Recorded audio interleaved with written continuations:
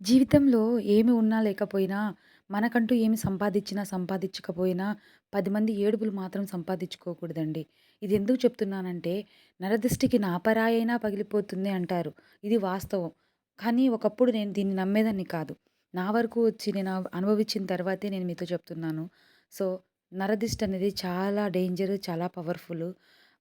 ఎందుకంటే 10 మంది ఏడుపులనేది మన డెవలప్‌మెంట్‌ని వెనక్కి తీసుకొనొస్తాయి ఖచ్చితంగా.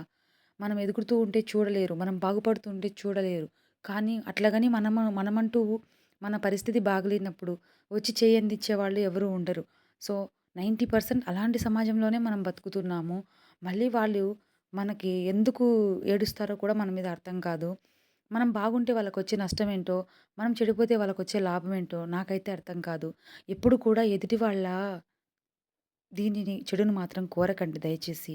ఎందుకంటే నలుగురు బావుండాలి. అందులో మనము ఉండాలి. అలా అనుకుంటే మనము బాగుంటాం. సమాజము బావుంటుంది. నచ్చితే నా ఛానల్ లైక్ చేసి, షేర్ చేసి, సబ్స్క్రైబ్ చేయండి. బాయ్.